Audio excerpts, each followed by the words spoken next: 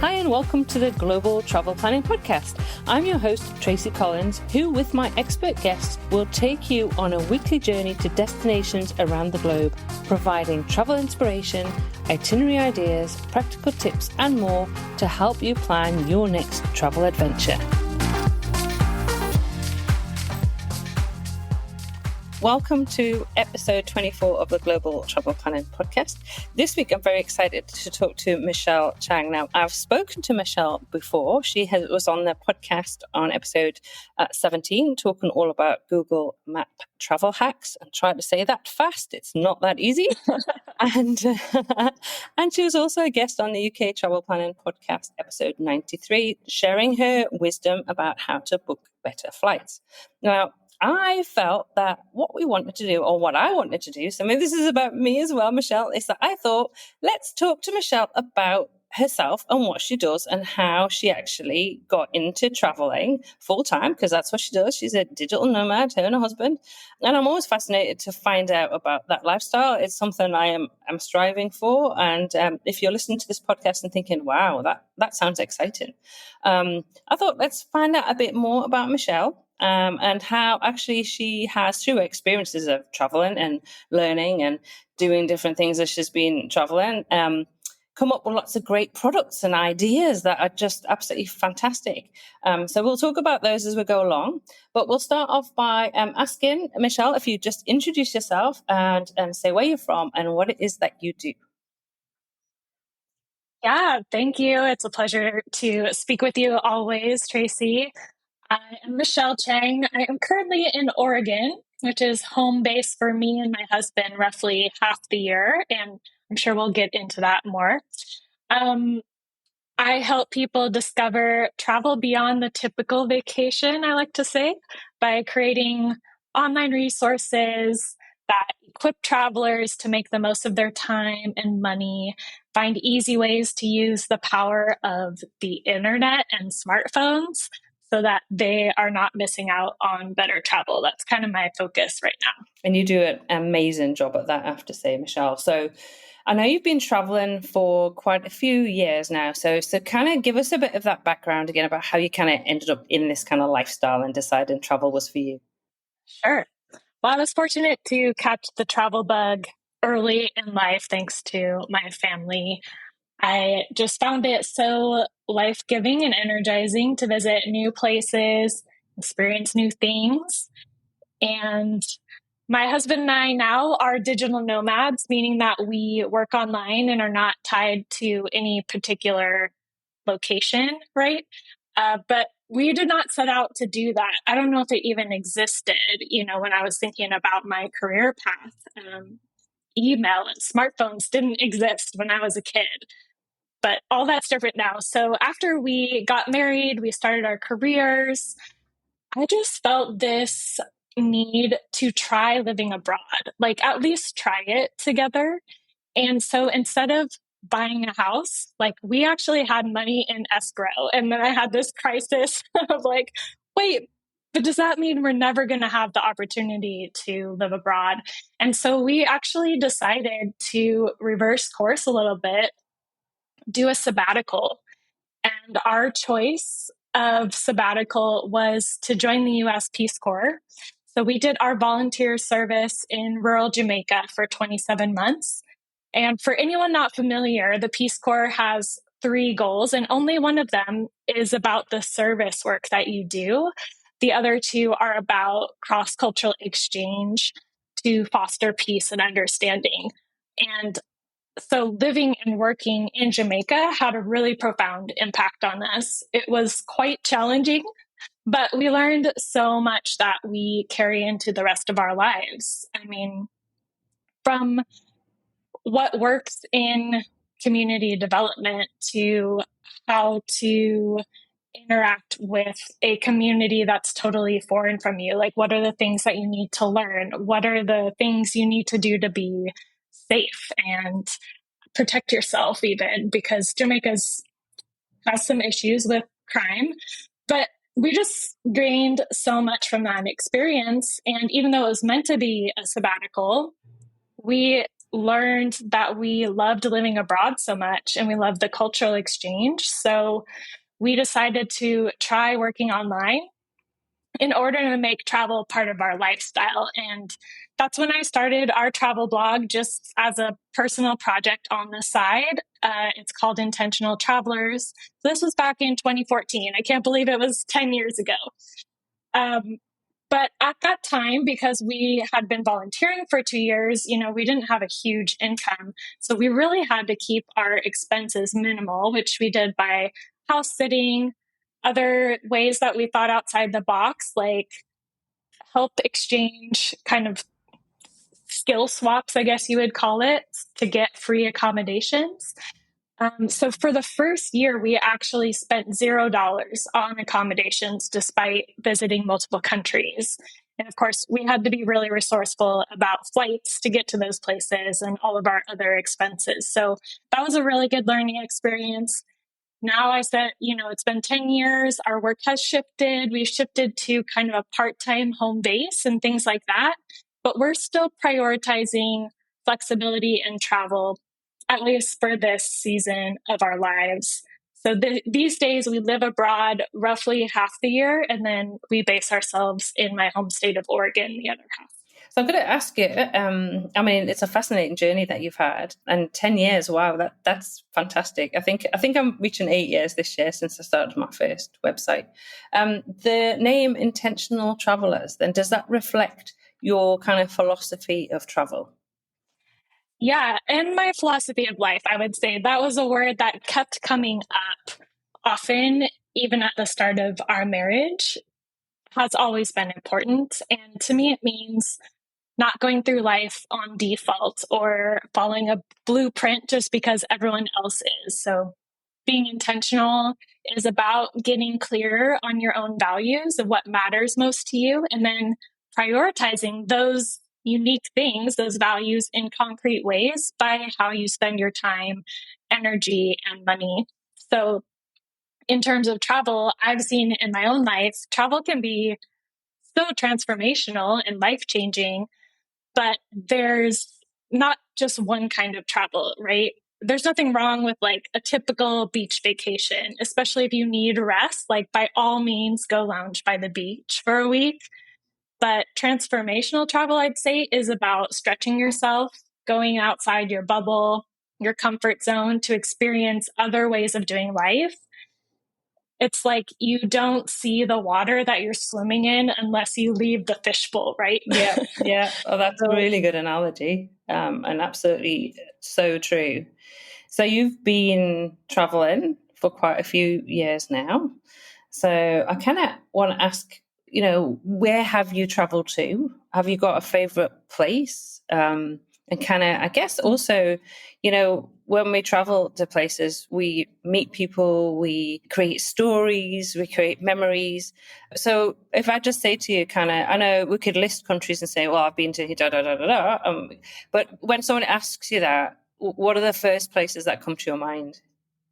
Yeah, that's a great question. We have traveled to 5 continents, but even though we've been traveling for 10 years, we're not trying to check countries off the box. So there are plenty of people that have been to more places.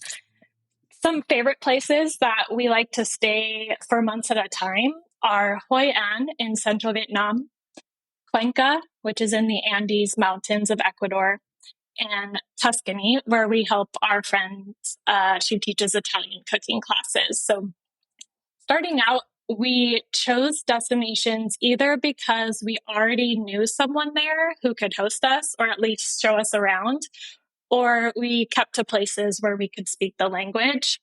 For me, I studied French, and then I learned Spanish as an intern in college. So we went to a lot of French speaking, Spanish speaking places. And of course, internet access is important, affordability is important. And we found that we really prefer small towns with a nice quality of life as opposed to big cities or the typical digital nomad hotspots. So if it's somewhere that people like to retire, we probably enjoy it. We do end up going back to Vietnam a lot. And I know you've been there recently as well. And we first went to Hanoi because our good friends had moved there to work for a nonprofit. It's actually not somewhere I had on my list to visit. And I probably never would have gone if our friends weren't there to show us around because it just seemed so foreign. We didn't know the language. We had no clue about anything in Vietnam. But our friends did an amazing job helping us understand the culture and even things like how to cross a busy street with hundreds of motorbikes around. That is so intimidating. That was a very key moment of learning for us that we needed. Oh, absolutely. So we returned to visit them in Hanoi again the following year. And then we took a big step to branch out on our own to the middle of the country. At that time, it was super intimidating to explore more of this place where we still didn't speak the language. And there are still some places where I wouldn't go without someone showing me around. But over our years of travel, fortunately, we've learned some more strategies and tools that do help us feel more comfortable in places that we've never been before. Like, there will always be challenges when you're in a foreign place, which is part of the thrill and why travel helps us grow. But at least we know that thanks to our smartphone and data connectivity, we can figure things out and overcome any bump in the road. Yeah. So yeah, Vietnam is definitely one of our favorite places. Oh, okay. Yeah. And I have been to Vietnam, but I haven't been to the other places that you mentioned, which I don't think I can even pronounce, actually, the one you said in the Andes. Where is that again? It's Cuenca. Cuenca. Cuenca. Yeah, really beautiful UNESCO World Heritage place. Eternal spring, great weather.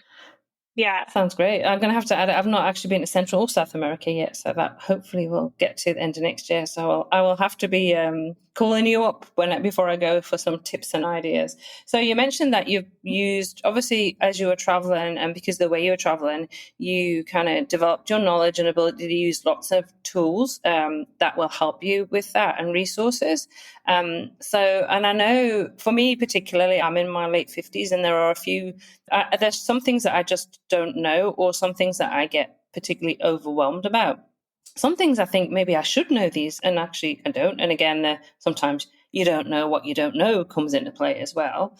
But obviously, you've been using a lot of these tools and resources. So how have you taken what you've learned over all those years of travel and made it useful and courses and into things that people can use, like myself, to learn and to make travel easier for me and for everybody else out there who's thinking, I'm not sure about what are these tools that Michelle's talking about, and what has she done? How has she developed them so that I can access them without feeling scared?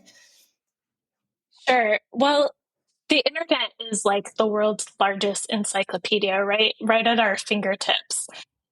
So I think it's a pity to not make use of that. And I want to say as a caveat, like, I'm not a proponent for like spending more time on screens, but I think it helps to be really familiar with these tools so you can use them efficiently and make them work for you, so that you aren't missing out. And so I guess to start with, one of the websites that I probably use the most, both when I'm planning and preparing for a trip and when we're actually in the destination, would be Google Maps. I do have a love-hate relationship with Google. You might as well. Yeah.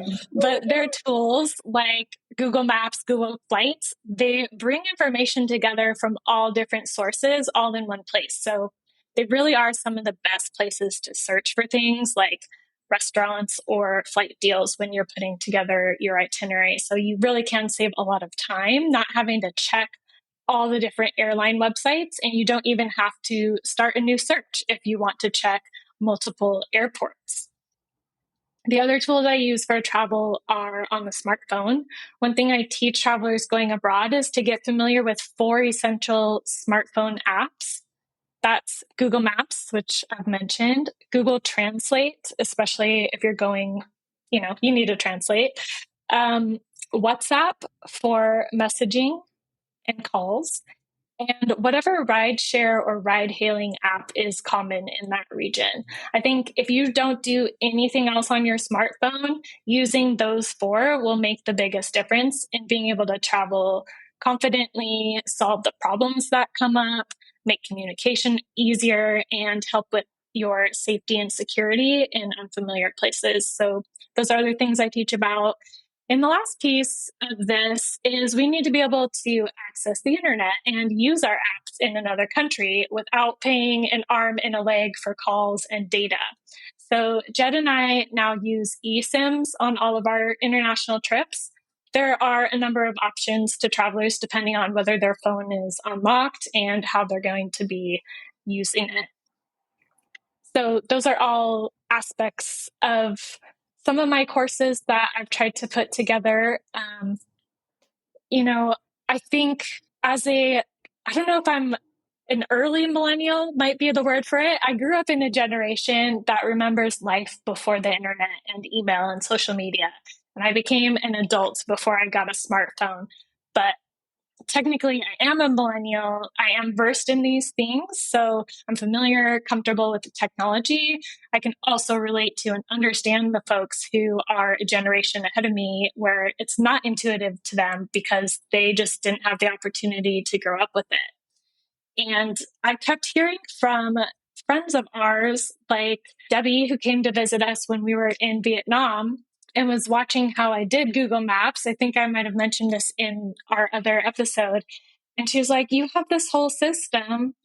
I use Google Maps, but I don't do that. And it was kind of a light bulb moment that, oh, there's things that I do all the time that come naturally to me now, which can be really helpful to other people and make a big difference. So I'm trying to put those experiences and the expertise that we've gained over these years of traveling into resources for folks online. So yeah, helping people figure out, especially if they don't know what they don't know. Exactly.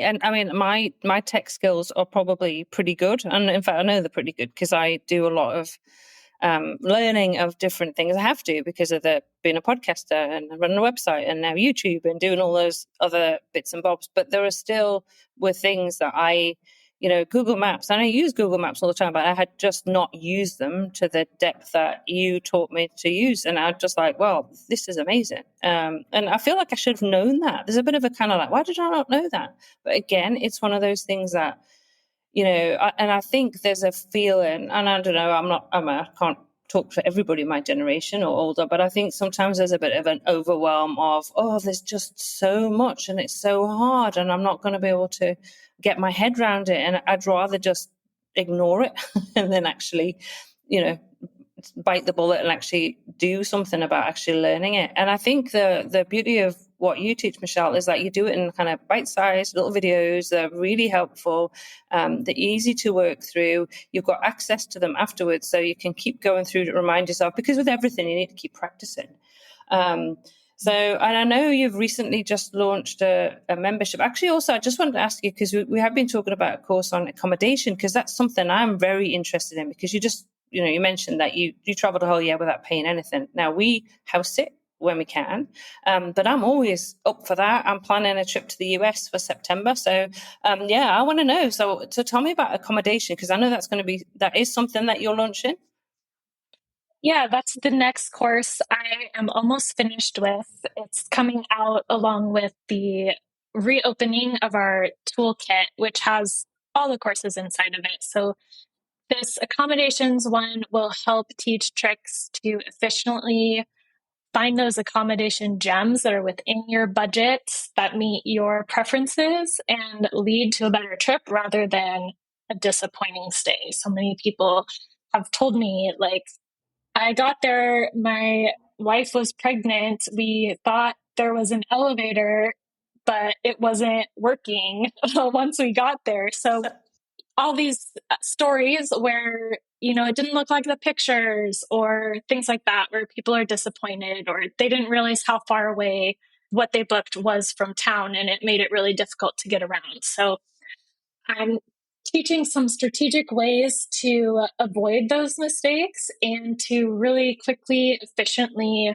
filter results and read reviews with kind of an eye for red flags. And then some really simple steps you can do either before you book or before you arrive to kind of make sure that it is going to meet your expectations. So that's what that course is about.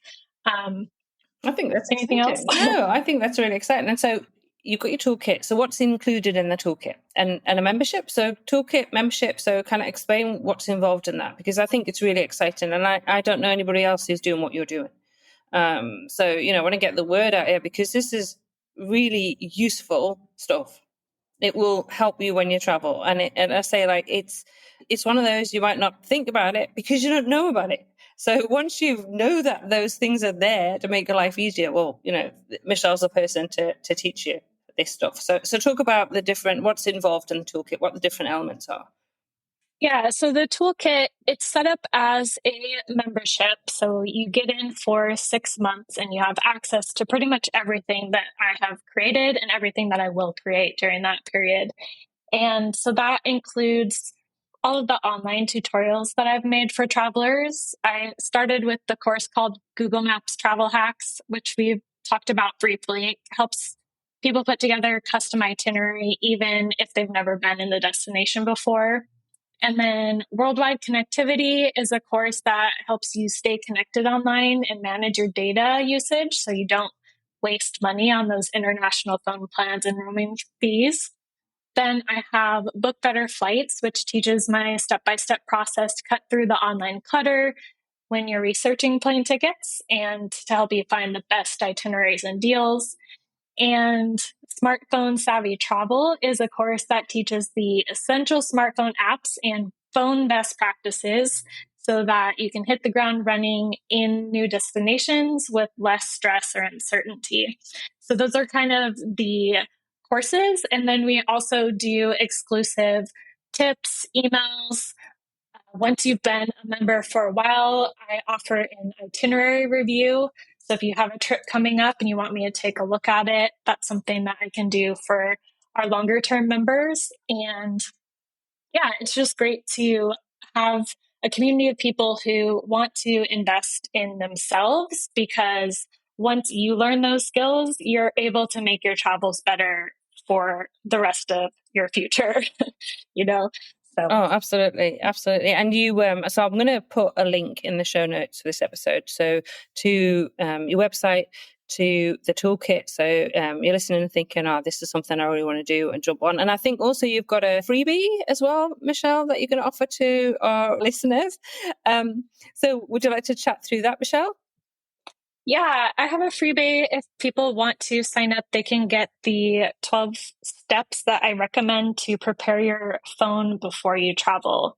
So just easy things to have in place that you might not have thought of that are going to make it much easier once you land in a new country. So that's brilliant. So I will get the links off you, Michelle. So I'll get the links to your website, all about your toolkit as well. And obviously you have a Facebook group and you have a Instagram account. So we'll put links in there so you can find Michelle in all of those different destinations. But as always in the show notes, you'll find a link to everything that we've talked about.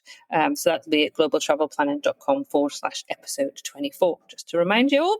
And so Michelle, though, it has been fantastic again. This is the third time I've talked to you on the podcast. So you're obviously enjoying doing some podcasting. Yeah, I love it. Thank you. So thanks so much for coming on again and sharing your experiences. It's great to hear about like how you got into this and how all of that experiences has kind of taught you, and then you're going on to teach other. I used to be a teacher. I'm a kind of retired teacher. So I love this kind of taking what you have learned and teaching other people all that usefulness and skills. It's absolutely fantastic. So thanks so much, Michelle, for coming on. Thank you.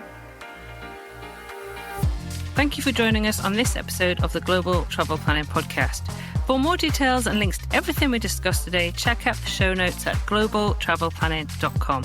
Remember, if you enjoyed the show, please consider leaving us a review on your favorite podcast app, because your feedback helps us reach more travel enthusiasts just like you. Anyway, that leaves me to say, as always, happy global travel planning.